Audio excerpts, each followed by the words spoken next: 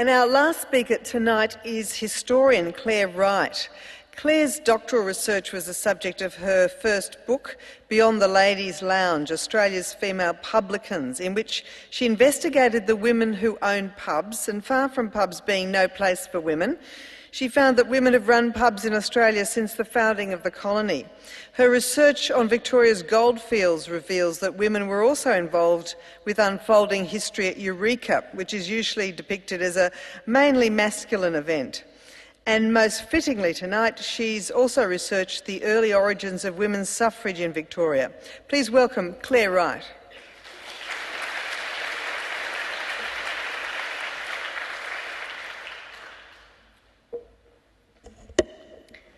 Thanks, Ramona. It's hard going last. I feel like it must be what it's like being the baby in the family, and especially with such high-achieving siblings here. Scanning the audience just before we were starting, I said to Ramona, it seems to me that perhaps the group that gender matters most for these days is precisely the one that's not here tonight, which is women with young children, mothers at home. This is a very difficult time for young women to get, for mothers with young children to get out of the house. The witching hour, it's often known as, and it seems to me the balance that we have tonight is mostly women who have grown children or who are, it seems to me, young professionals.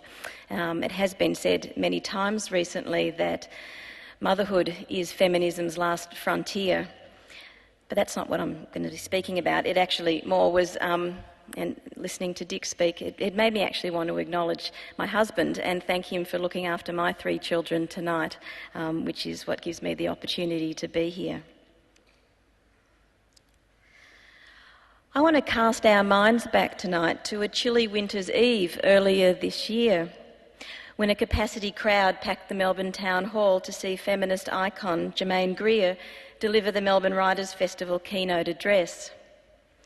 No brownie points for knowing that her topic was on rage and that La Germaine gave a show-stopping performance.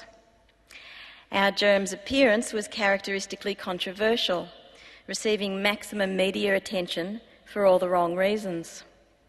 In this instance, a rather sordid falling out between Greer and the equally ferocious Professor of Indigenous Studies, Marsha Langton. Nothing like a cat fight for raking up the muck.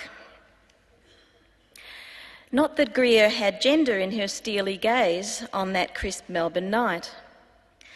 The woman who included sections on hate and revolution in her 1970 classic The Female Eunuch was now concerned with the rage that infects Indigenous communities. During the audience question and answer, one brave soul asked the leader of Women's Lib what female rage might resemble today. Greer garbled a forgettable response and quickly moved on. It was like she was flicking a bit of distracting lint from her shoulder. According to Greer, rage is a condition of the marginalised and the oppressed. Dispossessed Aborigines, disenfranchised Chechnyans, disillusioned youth. She cited the Palm Island riots and the Virginia Polytechnic mass murder as 2 peas in the brutal and suffocating pod of rage.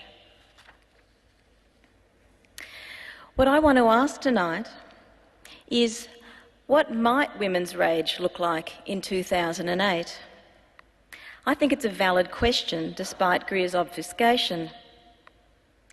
Is female rage a force to be feared, were it to be uncorked like a bottle of mature champagne, or unleashed like a rabid dog?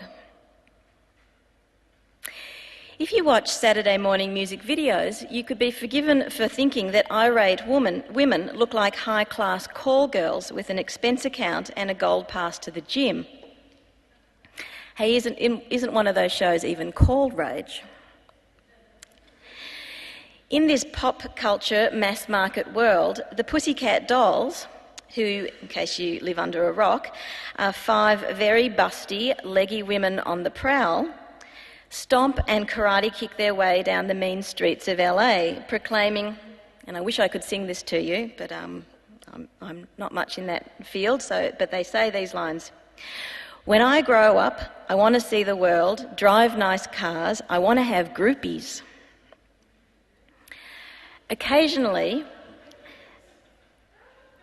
they sort of go, when I grow up, I want... Anyway. Occasionally, they stop glaring aggressively, or is that seductively, into the camera to recline suggestively, or is that subversively, over some handy building site scaffolding.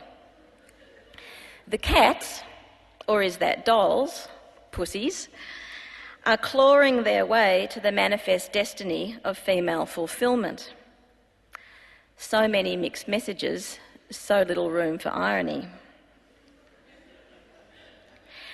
And of course, so little threat to the social order of dominant power structures.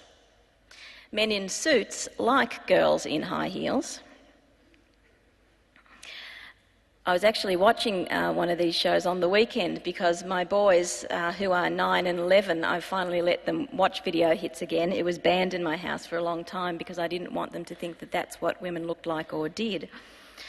And we're now letting them watch it again because they're at an age where we actually can sit and sort of deconstruct the images with them. Sounds like my household's very ideological, but it's actually a lot more fun than that. But then I became aware that my 3-year-old daughter was staring at the screen and started to shake her little booty like Beyonce, and we thought maybe it was time to go back to ABC Kids. But here's another scenario for a girl power liberation narrative, though it's unlikely to find its way into the top 20. What if a middle-aged, middle-class, white, Western woman in sensible shoes sauntered into a shopping mall and killed 20 bargain hunters before turning the gun on herself? Would she be seen as a lone shooter or emblematic of a wider social, cultural and political crisis? Would anyone analyse her rage in structural terms? Or would we simply pathologise her act as a mortal fit of hysteria, the wandering womb tipped over the edge? As conservative commentators like to remind us, women's oppression and marginalisation are no longer the problem with no name, as Betty Friedan coined in 1963. They are simply no longer a problem. We're living in a post-feminist age, right? Because women have got equal rights, right? Over 50% of medical and law students are female, and you kick like a girl is no longer a valid denunciation of a boy's sporting prowess, right? So what's your problem? But I don't think the image of the rageful virago on a mission is so far-fetched. Remember, less than 100 years ago, tens of thousands of women took to the streets in London in spectacular suffragette rallies. They were bludgeoned by police in sidewalk scuffles, arrested and jailed. In prison, these women went on hunger strikes, and they were force-fed through tubes in their noses. They bombed the Houses of Parliament, smashed windows, set fire to hedges, and carved feminist slogans in the manicured lawns of golf courses. One campaigner, Emily Davison, died of her injuries after throwing herself in front of the King's Horse at Epsom Racecourse on an otherwise picturesque summer's day in 1913. And all for a little thing called the vote, which, incidentally, British women didn't get until 1918, American women until 1920, French women until 1944, Iraqi women until 1980, and which Kuwaiti women still don't have. It's not exactly ancient history we're talking about here. Germaine Greer says that true rage has no words. It's a condition beyond words. The psychiatric profession would say that rage emanates from a pre-verbal state, a stage of life where the instinct for anger is as primal as the need for nourishment, sleep and security. So what might women have to be atavistically angry about at a time when, by any objective analysis, women now enjoy the pivotal civic, legal and political rights that their turn of the 20th century sisters fought for, as well as the social and sexual liberation that Greer et al. Championed in feminism's second wave? If indeed we're lucky enough to be living in a first world country in emancipated, enlightened times, if we should be grateful for these thy gifts, why has depression been called the most significant mental health risk for women, especially younger women of childbearing and child-rearing age? Now, unfortunately, you don't have to look very far for clues to answer this question. And Eve has, at the beginning of the evening tonight, given us a very detailed and persuasive case. I'm just going to bookend that with a little coda, really. Women still earn only 84% of the male wage, despite 20 years of legislation enshrining the principle of equal pay for equal work. According to the ABS, 1 in 3 Australian women have experienced physical violence in their life, and 1 in 5 have experienced sexual violence. Only 35% of female domestic violence victims report their assailants to the police. Only 1% of women in the retail sector and 2% in the hospitality industry have access to any paid maternity leave. Only 26% of our parliamentarians are female, despite Australia being the first country in the world to grant white women the right to vote and to stand for election. Childcare workers, as we've seen very recently, are still among the lowest paid employees in the country, a situation that's not changed since the 19th century, when wet nurses were paid less than dairymaids. And women still find it painfully difficult to have our stories, our history, told in the mainstream media. Women's history, we're often informed by the network bosses, is a niche subject. Why, for example, has there not been a documentary produced to celebrate the centenary of women's suffrage in Victoria? Or indeed, Australia's status, when, at Federation, Australia was internationally recognised as the most democratic country in the world because of the unique civic status of its women.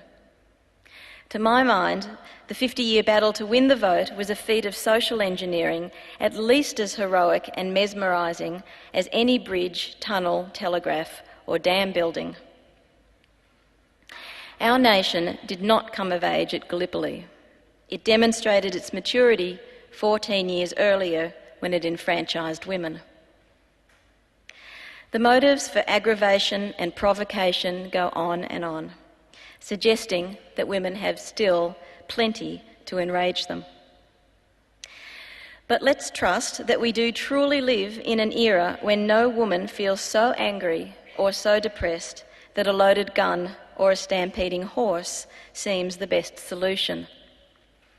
For there is also plenty of cause to hope that when the kittens grow up, they want to be feminists. Thank you.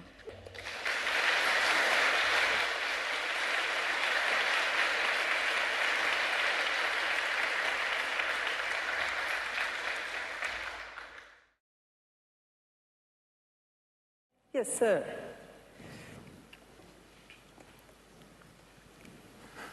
Hello, yes. One of the panel commented on a perhaps observable absence of women with children at this hour. One of the things I noticed when I came in was a broad absence. Perhaps I didn't do a head count, but when I first came in there was about 15 men, and of course I don't know if they're heterosexual men or gay men or transsexual men or otherwise, but I wondered if I could ask the panel first, 2 questions. What do you think it is about an event like this that might keep men away?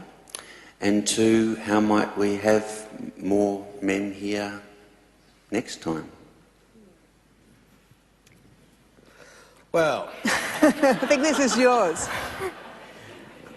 I mean, I think there are a number of groups who aren't here. You know, where are the black faces? Where are the Islamic faces? Where are the Orthodox Jewish women? So there's a number of groups who will never be in the room when these sort of issues are discussed, and it's true to say, children. And I think that, you know, just speaking anecdotally and personally, International Women's Day rallies, I find it difficult to know whether I'm welcome in those environments or not, even though I've been going to International Women's Days events for 30 years. So there's a bit of ambiguity as a male, knowing what to do in this sort of environment. But it is a condemnation of our gender that we don't take sufficient interest in this topic, and it's quite obvious why we don't, because some of my gender perceive it as a threat. Some aren't interested because it's not about us, and I think your observation is well made. I think I'd like to say also that it is a feature of a liberation movement over time that women particularly have felt a claim to the agenda. That is problematic.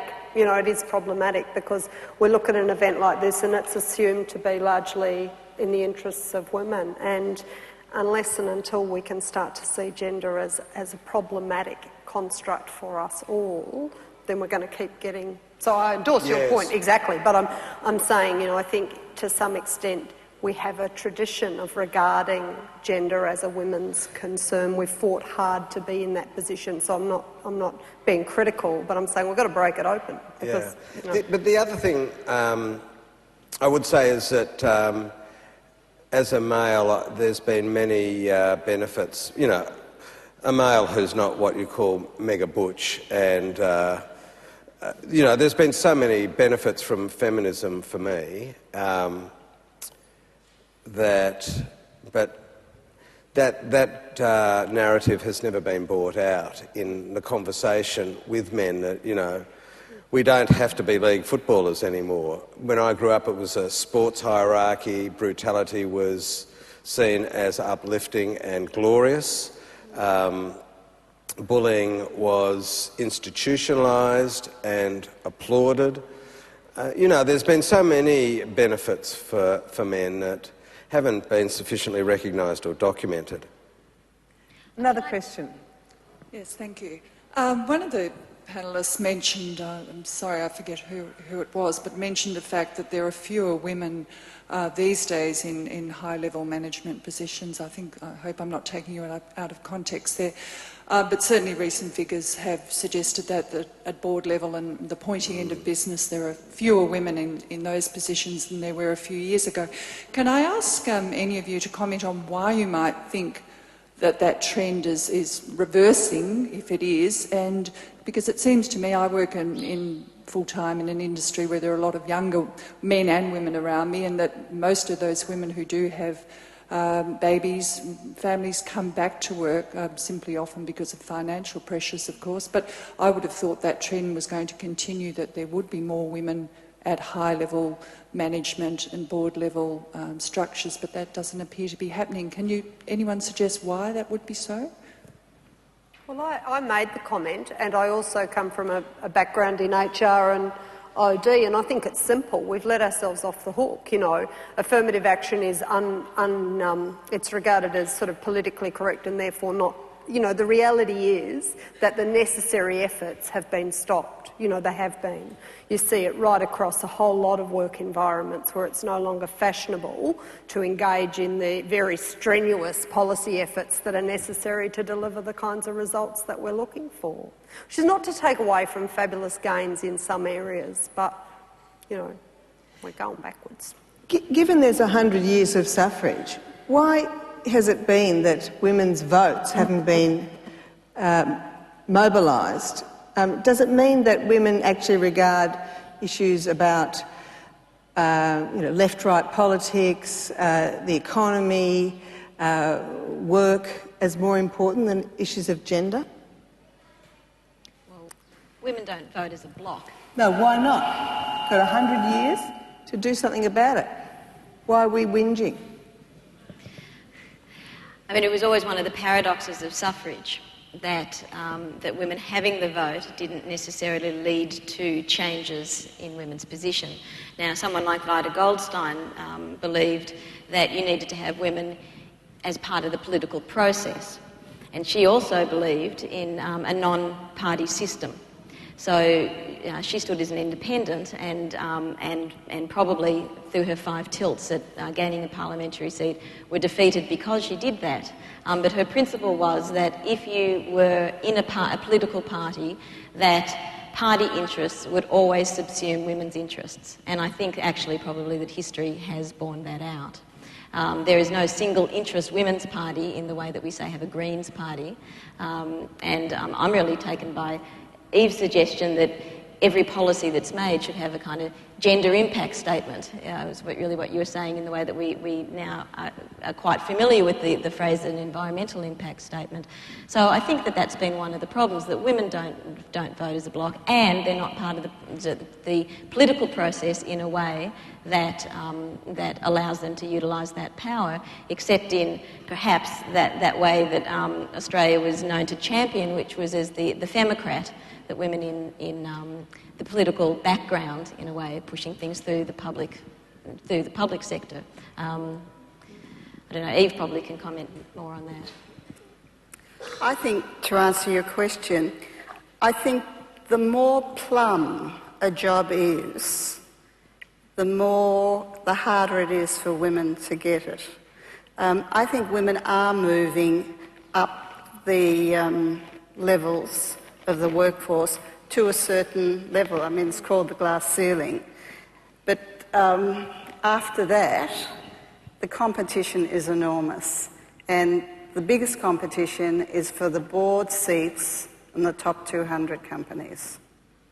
And that's why the number of women in those areas is either stable or going down. But what about the electoral question? The electoral question, I think, is... I have a theory, and that is that it is only rarely when women are very angry that they will act collectively in the public arena. And you got that during the 70s when you had a women's movement, which really was a minority of women, although the movement did affect very large numbers of both men and women. I think when women are angry, enraged, I think they talk to each other. They don't really act very effectively. It was interesting, the research that I was referring to, the commentator, and I must apologise, I forget her name, who was being asked what she thought sat behind that data, indicated that their research suggested that when men were considering applying for these plum jobs, the ones that you refer to, they were likely to be satisfied with being partially ready, whereas women felt that in order to apply, they needed to be 100% ready. And the consequence was they were not applying, but men, who equally may be only 80% there or 70% there, internally felt equipped, you know. And so we need to work on what goes on. There's a kind of parallel in arts and culture, because there's also been research that shows that women, when they're applying for grants, say through the Australia Council or for research grants in academia, if they put in their application and they're knocked back, they tend not to reapply. They think, you know, oh, I had a go and I wasn't very good and I know all the problems with the application, la la la. Whereas men will get knocked back and they will keep putting that application back up and back up and back up again. I should like to say, I think there is some indication that there is another wave of feminism developing, particularly from the United States, where there's a women's funding movement developing, where women are now thinking about funding projects which are for women and girls. And also there's something called the gender lens, where more and more women are asking questions. And they can be very simple questions when they're invited to go somewhere or when they're invited to join an organisation, just to ask, do we have equal numbers of men and women on the board? Or if as I sometimes am, you're asked to speak somewhere, you ask, are there other women speaking, or am I the only one, in which case I may not come. Or if you're invited to go to a conference and you look, as I did a few weeks ago, and you look and out of 24 speakers, every single one of them is a man, you might say thank you but no, and you might write a letter to the press. Now, I think we've got two quick last questions now before we have to stop. One up the back. Yeah, my question was relating to what was a question that was asked before about a comment on the presence of, or the absence of men at forums such as this. And it occurred to me that, you know, there was one man speaking at this forum in particular, and that often in forums like this, you were talking about a gender lens, and often I think that gender lens is actually a feminist lens, which is fantastic. I'm all for feminism. But very rarely do we hear men stand up in front of a room full of people and deconstruct gender and deconstruct masculinity in particular.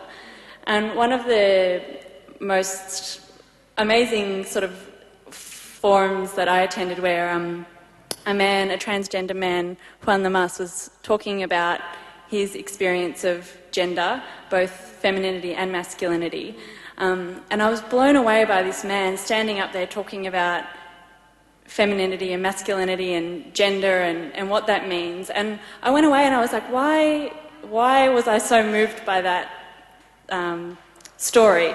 And the conclusion I came to is that it's just so rare that you get men standing up deconstructing gender and deconstructing their own masculinity. And I think that masculinity is invisible to most men in the same way that whiteness is invisible to most white people. And that might be a reason why we don't get men turning out in these forums. And I was wondering if any of you had anything to say about that. Well, it looks like there's furious agreement here, but we'll have one last question and then you can take it up amongst yourselves when you have a drink at the back. Thank you. I just wanted to kind of mention that one of the reasons why women aren't still successful in, or actually rather than successful, don't remain in employment that demands a lot of them, is that the culture that actually guides that employment hasn't changed. So it's still actually formulated from a masculine perspective.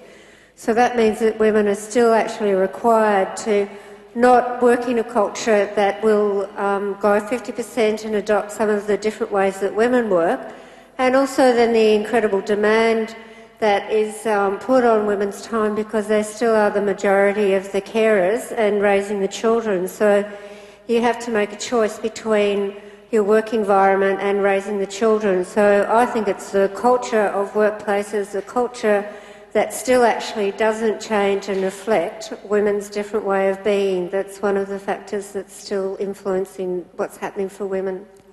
Well, thanks very much, and thank you all for coming and participating and being present tonight. I'd like to thank the City of Melbourne for hosting this event and the Victorian Government, especially the Office of Women's Policy.